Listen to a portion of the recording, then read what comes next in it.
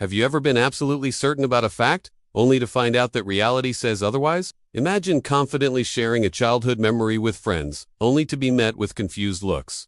They simply don't remember the same thing you do. You could swear it happened, but they insist they were there, too. And the details are completely different. Maybe you're misremembering. Maybe they are, or perhaps you are both remembering an alternate reality. People around the world remember things differently, yet official records tell a different story. This strange phenomenon has become known as the Mandela Effect, after the former South African president, who many people believe they remember seeing die in prison in the 1980s, when in reality he was released and lived until 2030. And Nelson Mandela is the only case of this bizarre memory lapse. There are thousands of others just like it. People swearing they remember the exact wording of a famous quote or a song lyric, when in reality, the words are completely different. So what is going on here? Is this a glitch in our collective memory banks? A flaw in the system that links minds across the globe? Or could this be proof that we are shifting between parallel universes without even realizing it? In this documentary, we will delve deep into the Mandela Effect, exploring some of the most mind-bending cases and looking at the science behind false memories. We will also investigate whether these shared false memories could be evidence that we are slipping through alternate realities. So buckle up for a journey that will challenge everything you think you know about our world and the nature of reality itself. The first documented case of the Mandela Effect was, of course,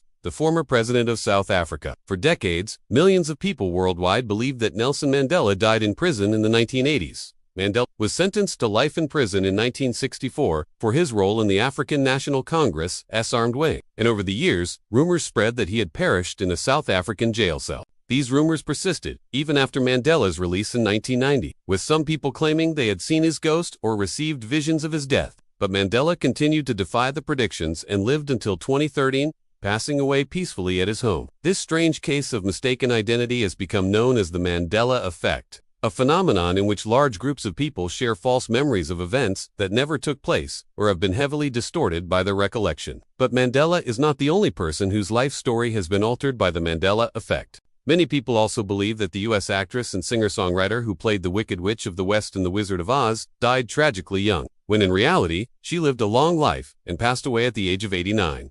Similarly, many people claim to remember the British singer George Harrison being the first Beatle to die, when in fact, it was John Lennon who was tragically killed in 1980. These cases of mistaken identity highlight the fallibility of human memory and the power of suggestion in shaping our perception of reality. It seems that even the most well-known figures can be affected by the Mandela Effect, blurring the lines between fact and fiction and leaving us questioning the accuracy of our own recollections.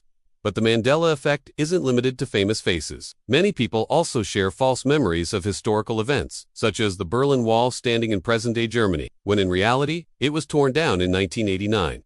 This wall once divided East and West Germany during the Cold War era, but today, it no longer exists. Despite this, many people around the world insist that they remember walking along its imposing structure or witnessing its demolition, even though they could not have been there because it was never built. This strange phenomenon raises questions about the nature of memory and how our brains construct our understanding of the world. Are these false memories simply the result of faulty recollections? Or could there be something more at play? Perhaps we are all living in a world that is not our own. The Mandela Effect is a curious phenomenon that has captured the attention of many people around the world. The idea that we could be living in a parallel universe where things are slightly different from our own is a fascinating concept that has been explored in science fiction, movies, and TV shows. But what does the science say about the Mandela Effect? According to experts, there is no scientific evidence to support the idea that we are living in a parallel universe. The Mandela Effect is likely a result of a number of psychological and sociological factors. One theory is that our memories are not as reliable as we think they are. Our brains can distort and change memories over time,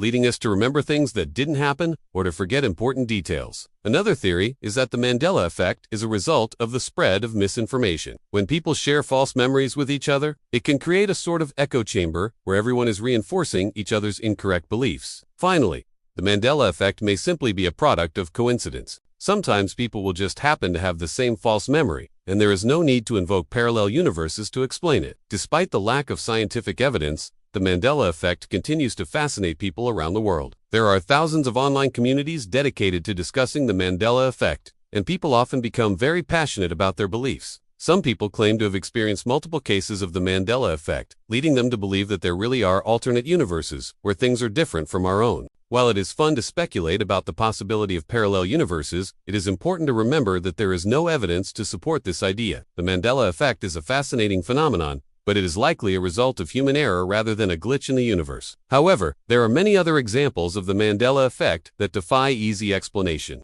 Take, for example, the classic children's novel, The Berenstain Bears.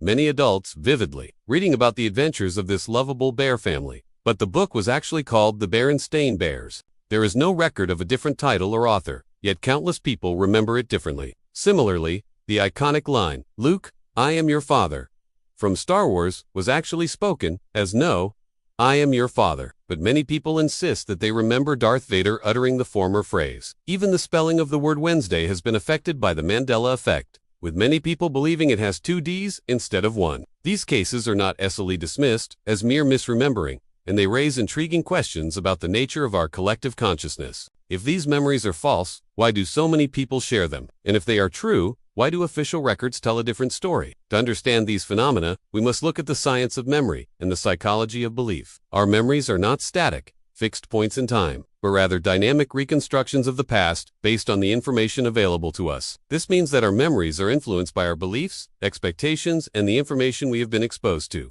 This is known as the constructive nature of memory. It allows us to fill in the gaps in our memory and create a coherent narrative of our past experiences. However, it also means that our memories are not always accurate and can be influenced by external factors. Take, for example, the false memories that some people have of the Berenstain Bears.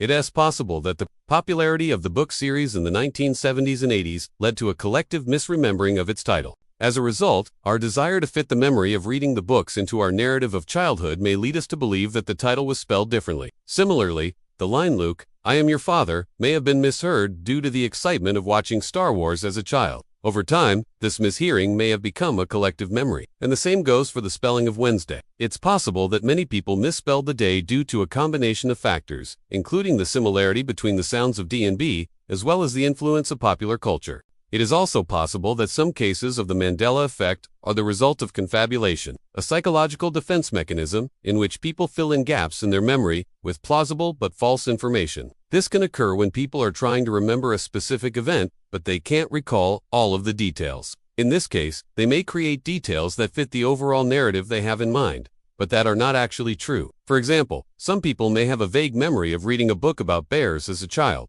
but they can't remember the title or the characters' names. They may then create a false memory of the book's title, characters, and plot to fill in the gaps. While these psychological factors can explain some cases of the Mandela Effect, there are others that are more difficult to account for. For example, the memory of Nelson Mandela dying in prison in the 1980s is a particularly puzzling case. Mandela was a prominent figure during the Cold War and the end of apartheid in South Africa. It is possible that the global significance of these events led to a collective misremembering of Mandela's fate. Alternatively, Mandela's legacy, as a symbol of hope and resistance against oppression, may have led people to want him to be a martyr, resulting in a false memory of his death.